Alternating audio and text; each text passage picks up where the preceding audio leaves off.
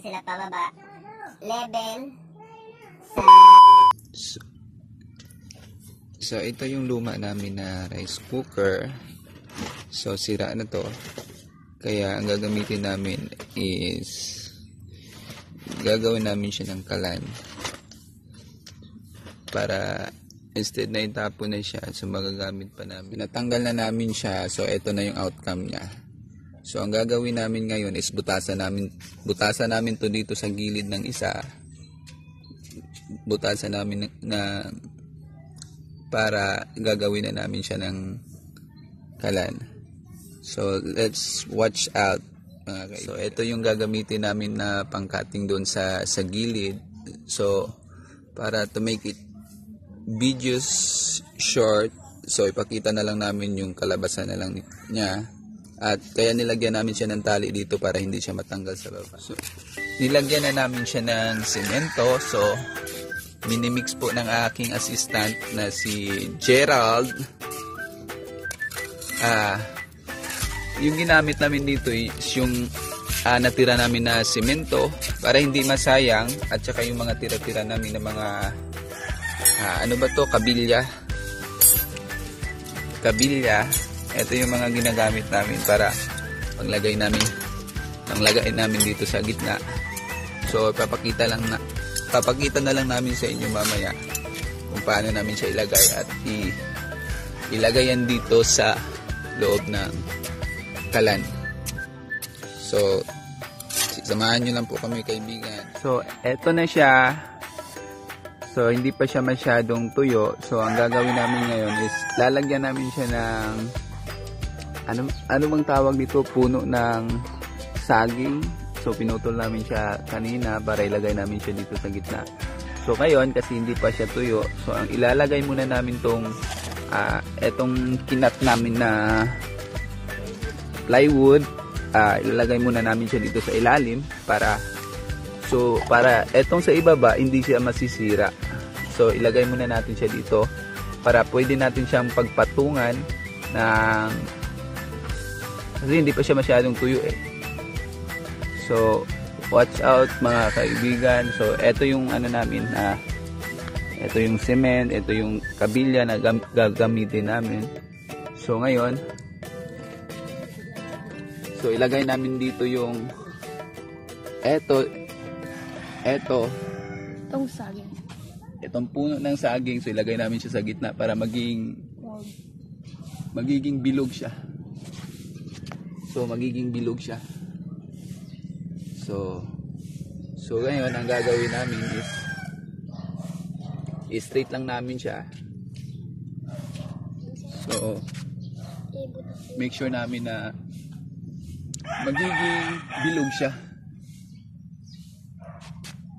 So eto na siya. So ngayon nalagay na namin yung puno ng saging. So dito na naman i-level namin yung semento hanggang dito.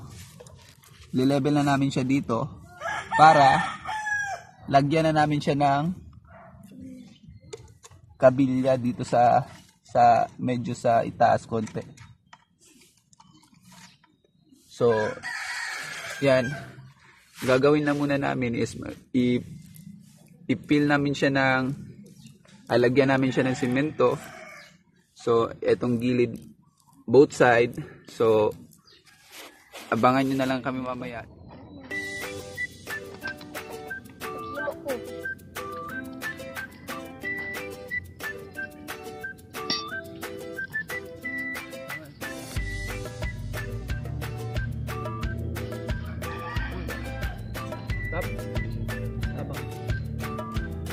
Dito butangin sa gilid.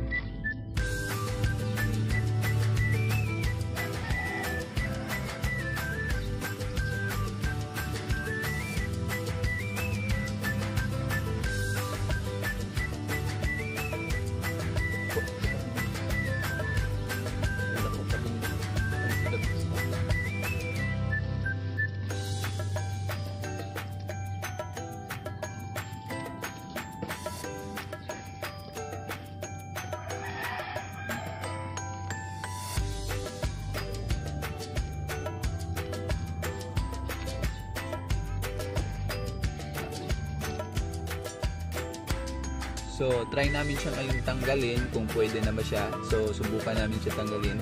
So, hinahinay lang para hindi siya masira. So, yan yung ano niya. Ilagay na natin dito ang mga kabilya sa gitna.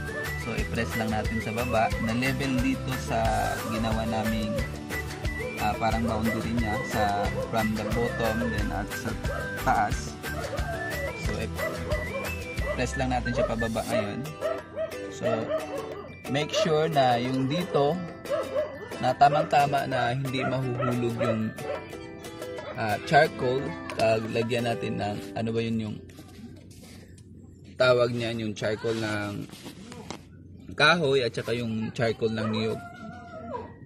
So ngayon gagawin natin, i-press lang natin sila pababa. So kasi medyo matigas na sila.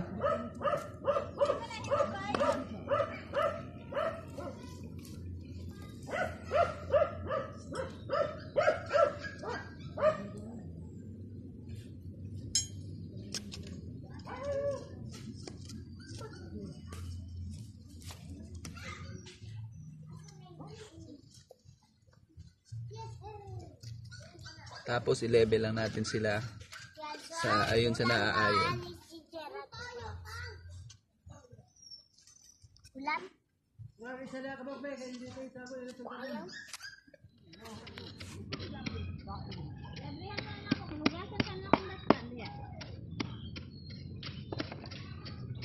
Gawin namin is lalagyan namin siya ng harang dito sa gilid. Eto both side, lagyan namin siya ng harang para yung simento hindi siya mahulog. At eto ilalagay namin dito sa ibaba. Lalagay pa namin siya dito sa, depende na po sa inyo kung ilang depende na po sa inyo kung ilang layers ilalagay nyo. Depende para hindi po mahulog yung semento pababa.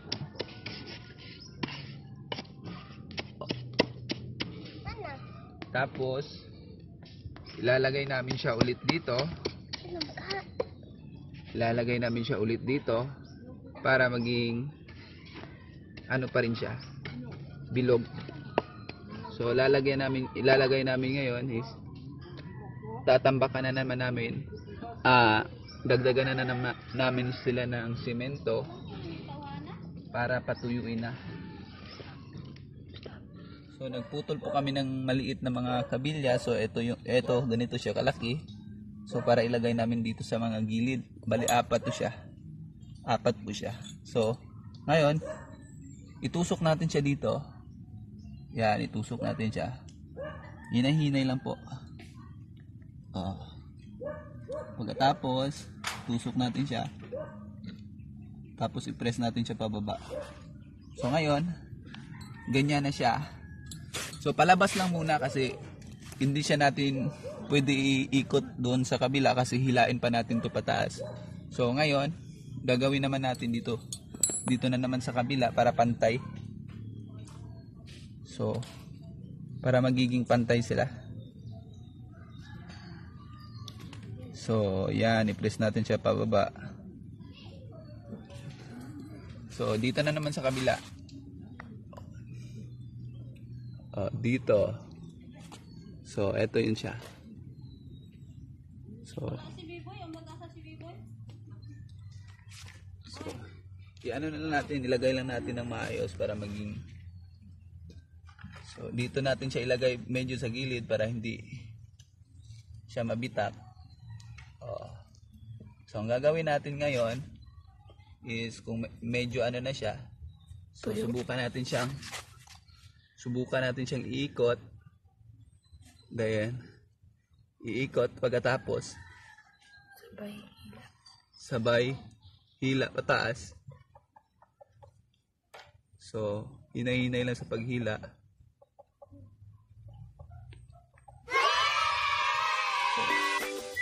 So yan yung outcome niya. So eto, pagkatapos ngayon, eto na-press na natin siya pababa. ikutin na naman natin siya paharap. Press na natin siya pababa. Gagawin natin, ikutin natin siya paharap. So pareho lang yung gawin natin. Yung apat, ikutin natin siya paharap. So, yan na yung magiging outcome na.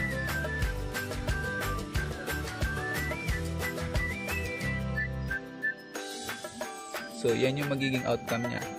So, eto sa labas, siguro okay na yan dyan. So, hintayin lang natin sila na matuyo.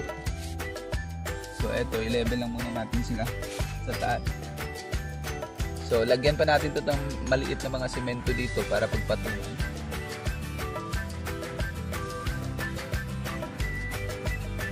So, ayan.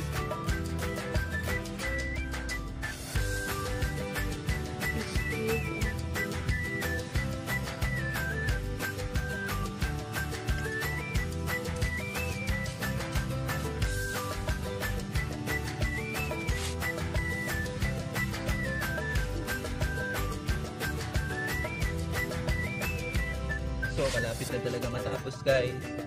Hintayin na lang natin na matuyo siya. So, i-shape muna natin itong mga na kahit hindi naman siya perfect, pero at least meron Basta tayong magamit.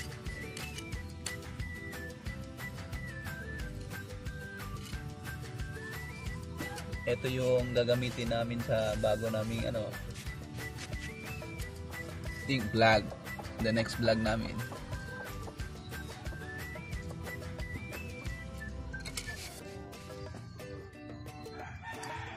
So, i-shape lang natin sila.